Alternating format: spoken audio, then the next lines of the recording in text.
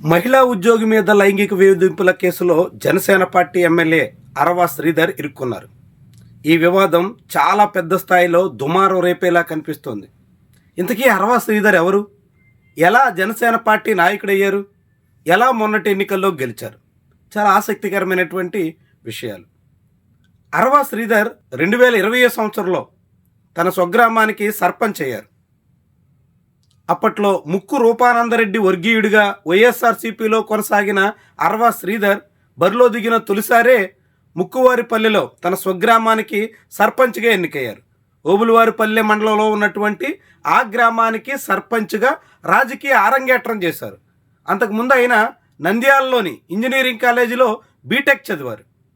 ఆ తర్వాత రాజకీయ రంగ ప్రవేశం చేయడం, చాలా చిన్న వయసులోనే సర్పంచ్గా ఎన్నిక కావడం, తర్వాత ముక్కు రూపానందరెడ్డితో కలిసి వైఎస్ఆర్సీపీని వీడి తెలుగుదేశం పార్టీ వైపు మళ్ళడం, ఇవన్నీ జరిగాయి.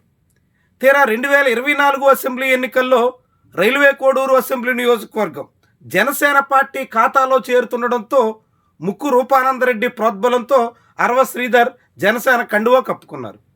అందుకు తగ్గట్టుగానే ఆయనకి జనసేన పార్టీ బీఫామ్ దక్కింది. జనసేన పార్టీ బీఫామ్ దక్కిన తర్వాత తొలిసారిగా బరిలో దిగిన అరవ శ్రీధర్ ఏకంగా 11,000 ఓట్ల మెజార్టీతో అక్కడ వైఎస్ఆర్సీపీని ఓడించి ఎమ్మెల్యేగా అసెంబ్లీలో అడుగుపెట్టే అవకాశాన్ని దక్కించుకున్నారు.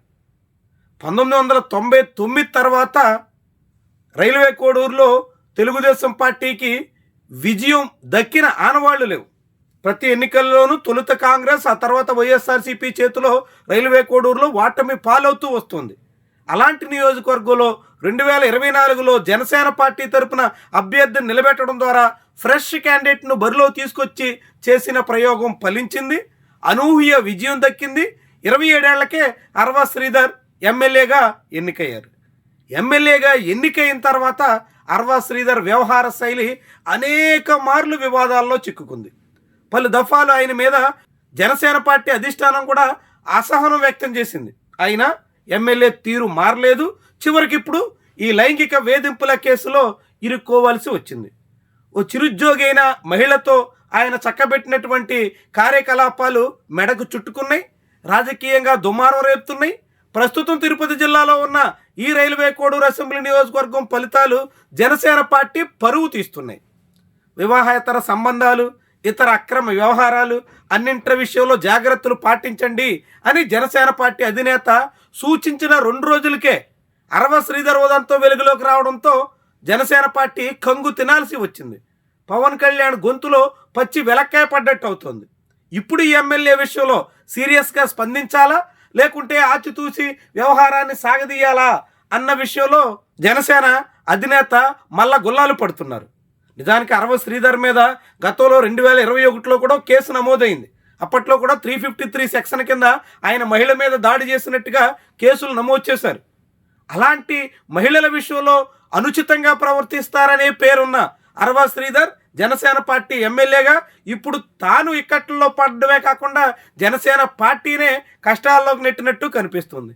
అసలే రాష్ట్ర వ్యాప్తంగా కూటమి అత్యంత గడ్డు పరిస్థితులు ఎదుర్కొంటుంది. తీవ్రంగా ప్రజాగ్రహాన్ని చవిచూడక తప్పని పరిస్థితి వస్తుంది.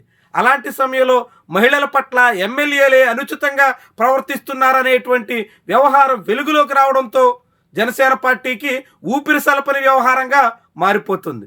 ఇప్పటికే తిరుపతిలో కిరణ్ రాయల్, అంతకుముందు జానీ మాస్టర్ నుంచి మొదలుకొని అనేక అక్రమ వ్యవహారాలు, వీడియోలు, కేసులు సాక్షిగా వెల్లడైనటువంటి తరుణంలో లైంగిక వేధింపుల వ్యవహారాల్లో జనసేన పార్టీ శ్రేణులు గ్రాడ్యుయేషన్లు, పీజీలు పూర్తి చేసినట్టుగా కనిపిస్తోంది. మహిళల పట్ల జనసేన పార్టీ కేడర్ సాగిస్తున్నటువంటి అక్రమాలు ఇప్పుడు ఏకంగా లీడర్ల వరకు రావడంతో ఆ పార్టీ శ్రేణులు సాగిస్తున్నటువంటి తంతు చాలా పెద్ద వివాదానికి కారణమవుతుంది. జనసేన పార్టీని అనేక రకాలుగా ఇక్కట్లు పాలు చేస్తోంది.